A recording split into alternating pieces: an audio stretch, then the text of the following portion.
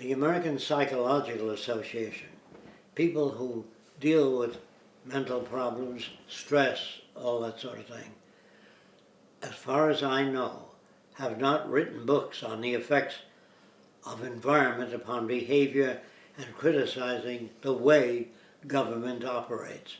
It's insane, and I've never found them to talk about government that way.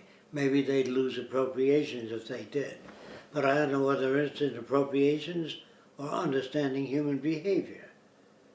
I know of no group of psychologists that advocated social change in order to avoid most stresses and most of the problems that people have. I've never known neurologists that laid out a plan for informing people with better methods of evaluation so that they don't have the stresses they have. Therefore, all their books seem to be maps of the brain and what region of the brain controls what pattern of behavior, which is all right, and that anatomically, but does not describe or alleviate problems. Knowing the anatomy of the brain will tell you that a tumor in a given location will cut out speech or visual. That's all good information. But that's not what the Venus Project is about.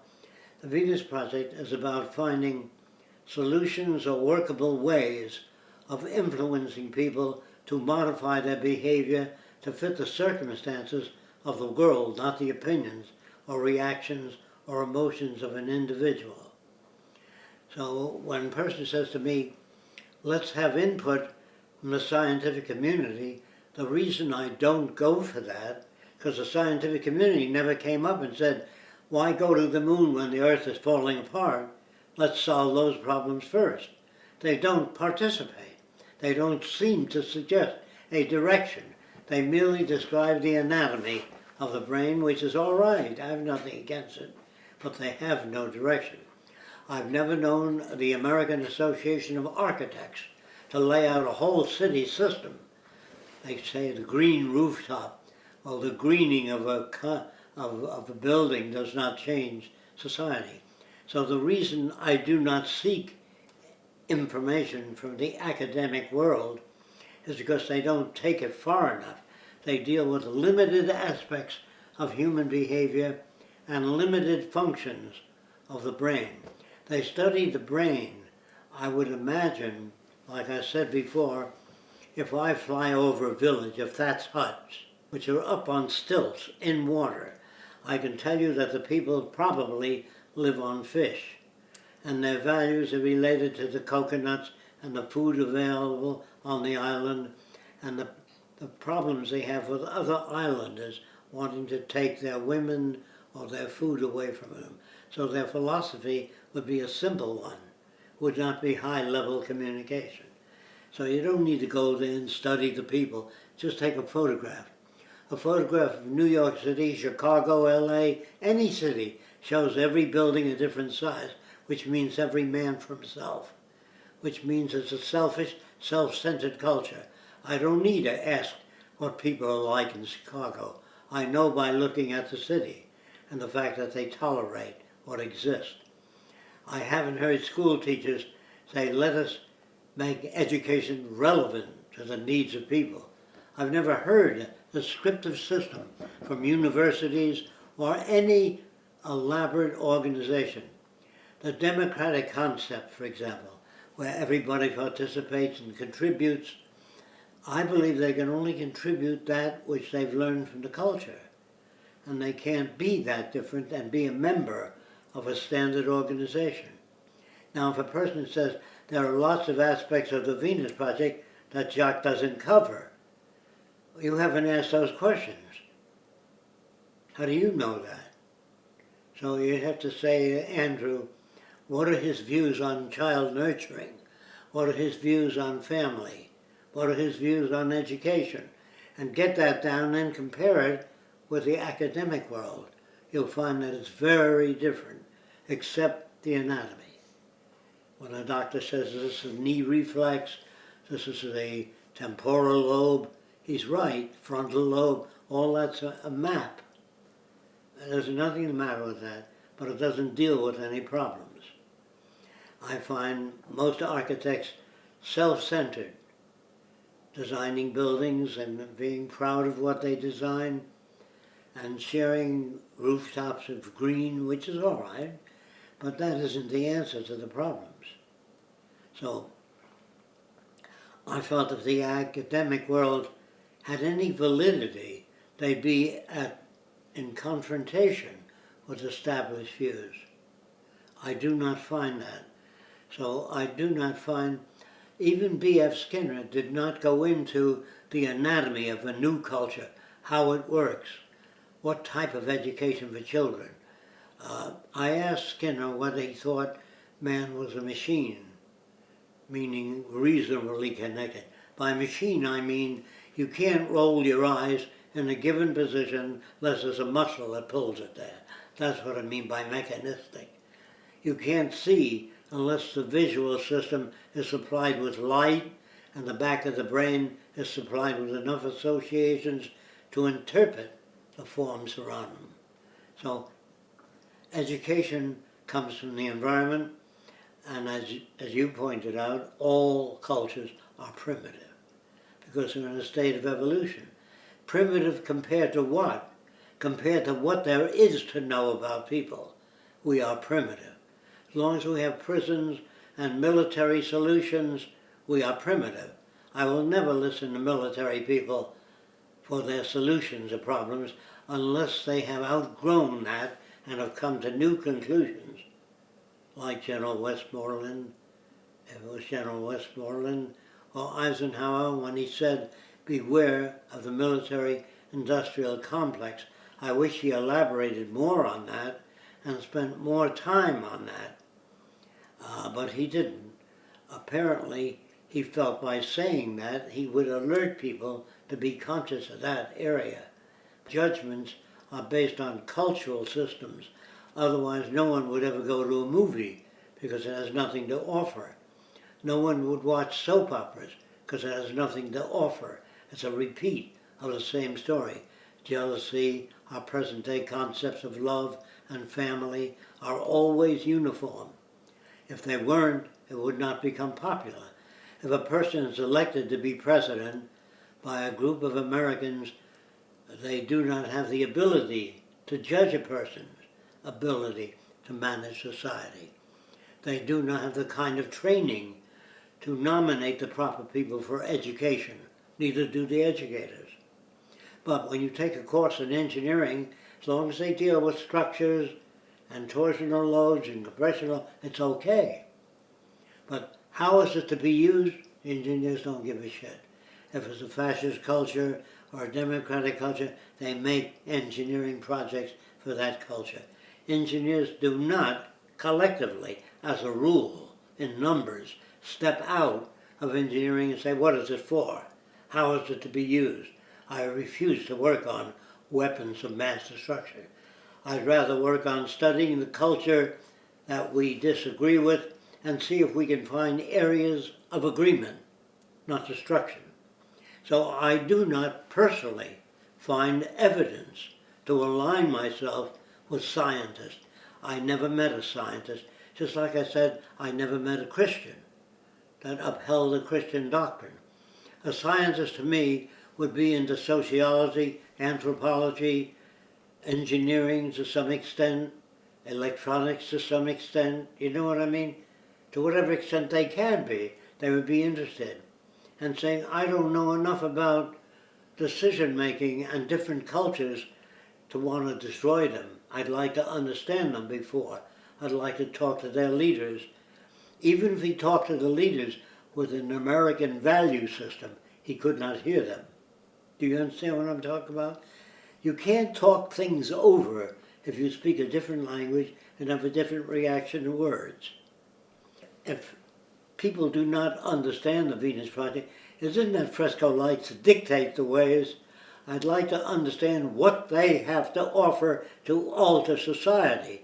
I'm not interested in 3 views to an airplane unless I know what that plane is for. Do you understand what I'm saying? I hope this answers the question as why I do not usually join scientific committees. because I do not find them to be scientific nor oriented to be able to handle the wide range of problems. So I consider almost every society primitive. And if you disagree with me, what I'd like to do is put forth areas that enable me to see the shortcomings. But don't say I don't agree with them. Point out to the area of disagreement or what you think you disagree with. But without a conversation, without attending the tours, without sitting down and sharing ideas, it'd be very difficult to know exactly how I mean certain words. There are many semantic problems that can be resolved with a personal meeting. I don't know how to resolve problems with scientists in general, unless I meet with them as individuals for a given amount of time. I can't give a guy in 20 minutes what I believe, even if he's a scientist. There are some scientists that will take to this right away. I know that, because they're looking for answers and they don't have the tools. I haven't met many. I've met many scientists, but I've only had brief encounters with them, like 10 minutes, 20 minutes, but never a long period of exchange of ideas, so far. This is the reason I do not seek answers from the academic world. If they are academic, it means they accept, or they accept to a large portion, what goes on. That's my reason. What has to be done is people should investigate the educational system of the Venus Project, what it offers. Then it must then look into the environmental aspects of the Venus Project, how we intend to support and restore the damaged environment. Then what different types of vehicles would be used for transportation, how we solve the transportation problem. If they find shortcomings in it, say, present your recommendations. But don't say, I don't like that system. Present your recommendations or alternatives. If you want people to be safe in swimming, safe from sharks, you really don't have to make a swimming pool any deeper than 5 feet. You can swim in 5 feet of water. It's hard to drown. If you can't make it, you can reach bottom. And children's pools would be shallow, and you can swim in it. You can't drown in it. Why is it? It isn't that I like shallow pools. If children have difficulty, can't always see it. I think our friend's child was drowned because mother couldn't watch over her in the ocean. And she blamed the old man blamed the mother for not watching, and then they both blamed the lifeguard. You know, it's inadequate systems is what you're dealing with. Do you understand? I don't find lifeguards to submit new ways of watching over people on the beach. They're always a lifeguard. They never seem to innovate or make a life preserver connected to a cable that goes out to the drowning person. That's what they need, not the lifeguard grabbing them. They need this thing getting there faster. The lifeguard can only get there at a certain speed. So I would design a life raft that moved out very fast, stopped by proximity mechanisms, and then move slowly toward the person so they can grab it. And if they can't grab it, you send human assistance on a vehicle out that way. Anyway, I've never heard of lifeguard associations making recommendations, except binoculars for the lifeguard to look around. But limited, very limited. Lifeguards are not trained as innovators. But if you bring innovators to the system and say, how can you innovate that system to make it more efficient? If a man is mechanical, he might make a life preserver connected to a cable. If he's electronic, into electronics, he would pick up the stress in the water. You know, whatever it is. But I don't find academia to be critical of the political system. I don't find many opinions coming forth on how to modify our system so that we have less problems. I don't find that.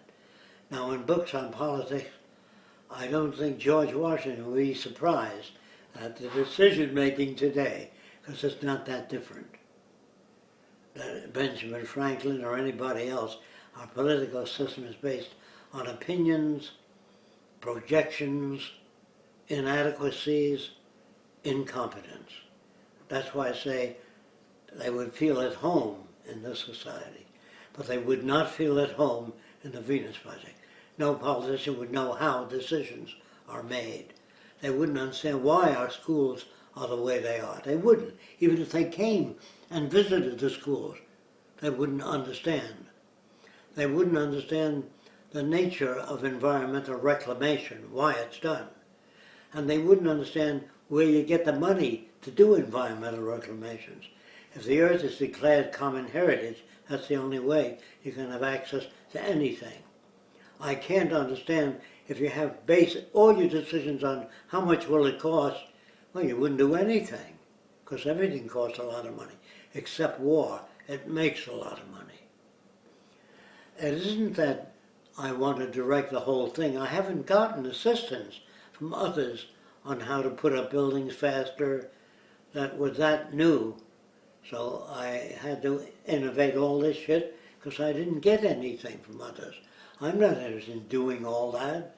I'd rather have people capable of knowing when they see a ship, what is it you want? You want the whole cargo unloaded at a given place.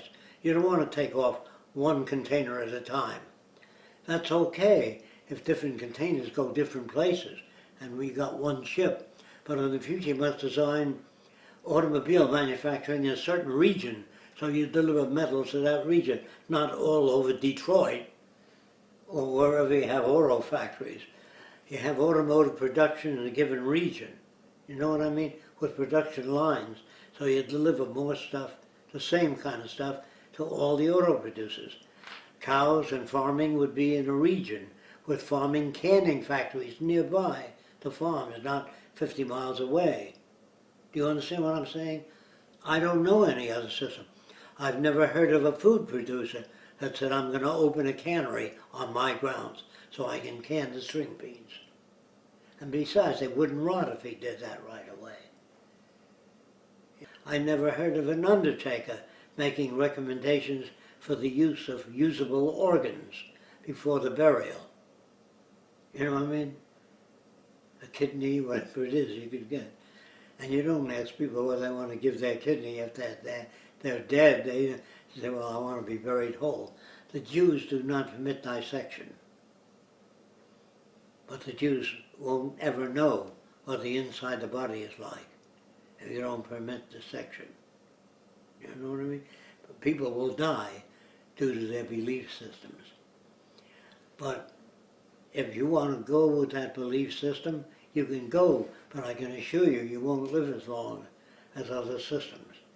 And if our system can't make the appropriate decisions, we'll be surpassed by China or North Korea or some other country that can make those decisions. I don't say they will, but we will be surpassed if we can't make the appropriate decision. So nature is the final eliminator, not Fresco. I don't eliminate people. If their insufficiency is every man for himself, then that society will run as long as evolution will permit it to run. You know, until the system is automated and they fall on their face. That doesn't mean social change will be made.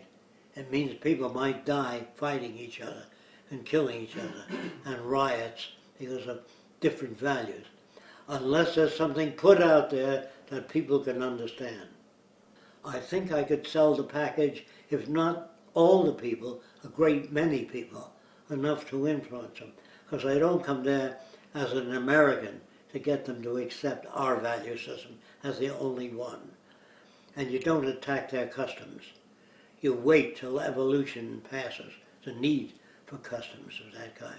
There are a group of Israelis that are interested in the Venus Project. But if I went to Israel, I'd be booed off the platform. The majority does not believe, does not lean towards science, you know what I mean? So I would try if I were invited, don't misunderstand me. If there were a big enough group in Israel, I would go there and talk to that group and tell them how to reach the other group. If I talk to the other group, I need 3 days, not 1 hour lecture. I never came up with ideas because academicians approved it. I came up with them trying to find a working solution. Academia doesn't know how to stop wars.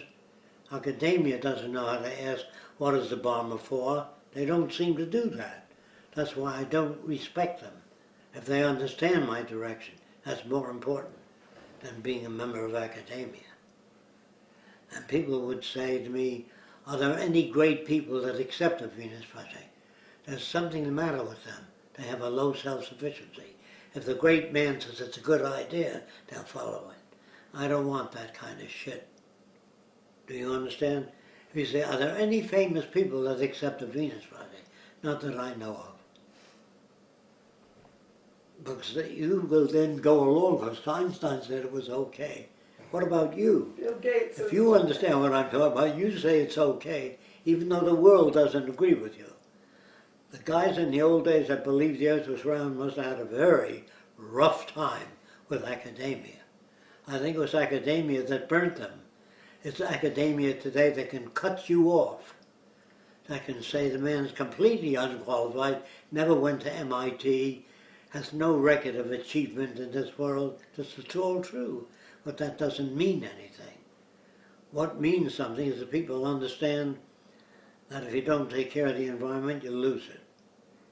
That isn't difficult, but it may be. I guess the experts know what they're doing. Let's leave it to politicians. At least they know what they're doing. I don't believe they even know what they're doing.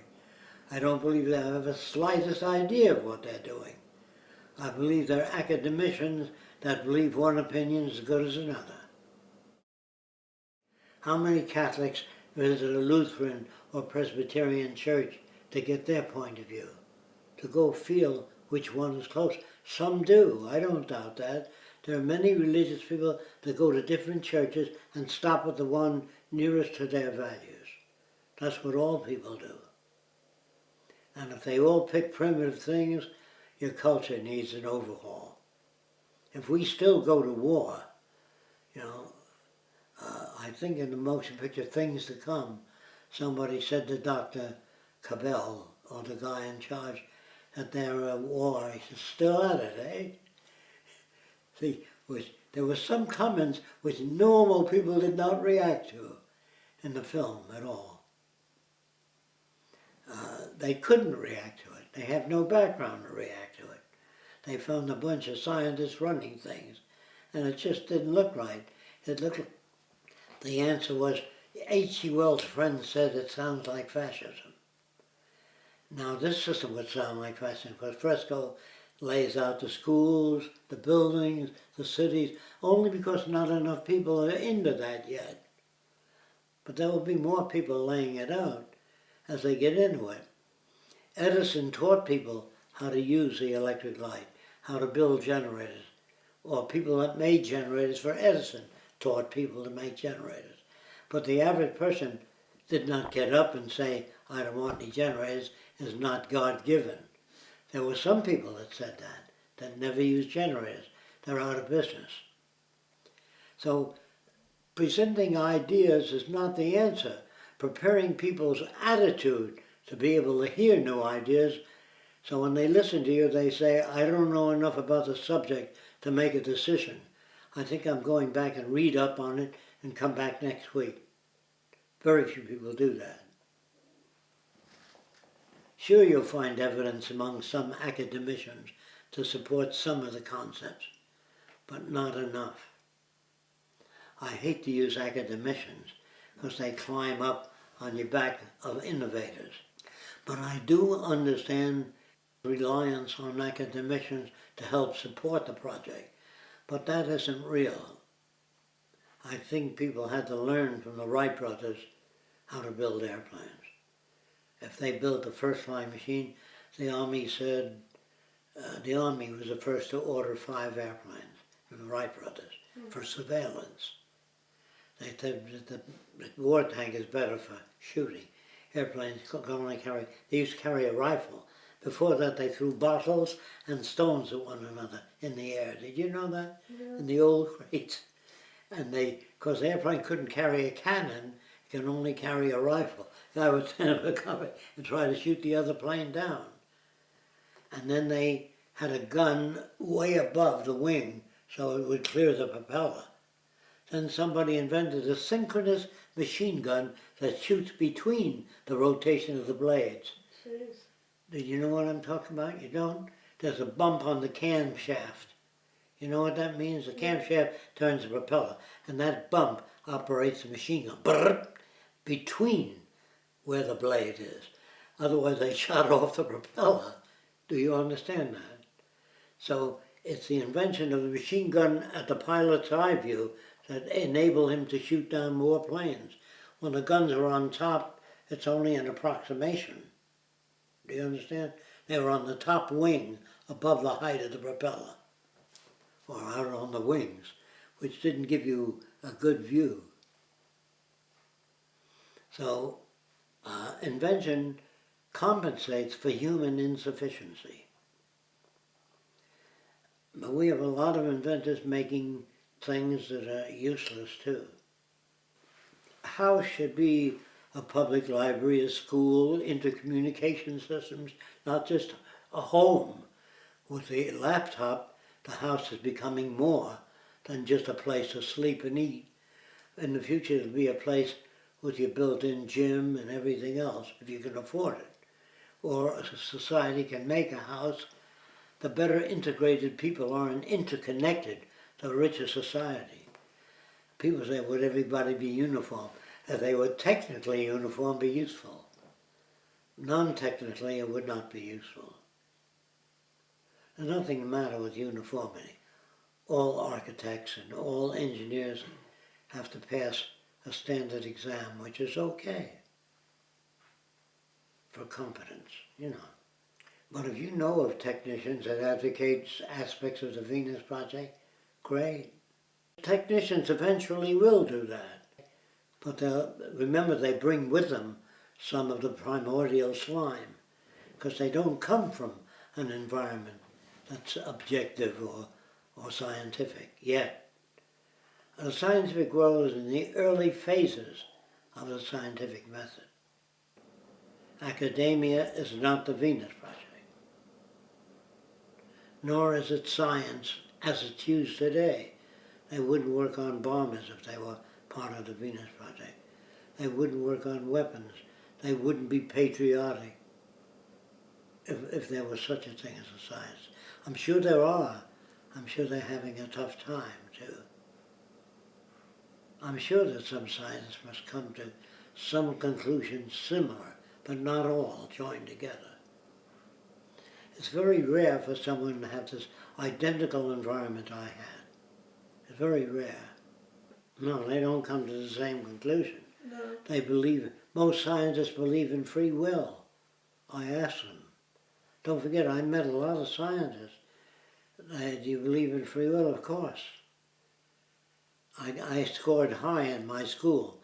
And that means that something else. It means they have a different environment, but they don't look at it objectively. They feel they're achievers. If they get a Nobel Prize, they feel good about it, rather than share it with other labs. You know, they don't have the scientific attitude yet. It isn't here yet. And if somebody advocates it, then you build a following. And the following does not give an interpretation of Darwin's theory of evolution. There are people that do that too. Say there's no evidence. There's lots of evidence. They don't know what evidence means. That the evidence is that the trees of 1 million years ago were different than the trees today. They evolved, they changed. Not necessarily for the better. There were poisonous snakes, I'm sure, at the time of dinosaurs. I'm sure they were different than the snakes of today. But all animals seem to undergo change according to digging into the ground.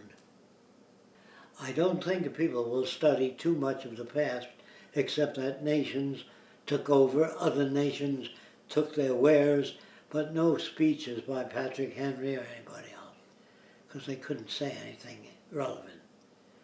I don't listen to most political speeches, because they don't say anything. They really say we can improve automotive production by sharing ideas with different companies. They don't say that. I don't find enough evidence to identify with peer groups. You know what I mean? I'm not saying they don't exist. I'm sure there are people out there in the scientific world that would jump onto this. But some scientists may say, have you heard about the Venus Project? Oh, the guy is self-made. He never heard of him making any contributions. You know, they might do that. I don't know what they do. But I can't concern myself with what they do. So here am I proposing something. I wish that a lot of doctors at the same time said, wash your hands. It was only one guy. And he said, what's your basis for that? They didn't all have microscopes in the old days. So he showed them germs on the skin. That was when the real change came, with the microscope. But there were people that even said, well, how do you know they caused disease? They were always present when a person had eruptions on the skin, that type of bacteria. When they had visual problems and they found bacteria that were responsible, they always found similar bacteria on the eyes, on the hands, on the genitals. Sexually transmitted bacteria were the same. Do you understand what I mean? But it wasn't until the microscope that uniform agreement can be established. It could not be established by debate. No matter how, unless the doctor was very important, most doctors listen to the established leader of a system. We have no established leaders. All I'd like to do is get the ball rolling, take it from there. But before I get the ball rolling, I want to get the ideas out on education, on learning theory, on how the brain is influenced by environment. If I can get that out, it's a good safety measure to control values more so. I'd like to get I don't know out there too, more so. I don't know. I don't know enough about it to make a decision.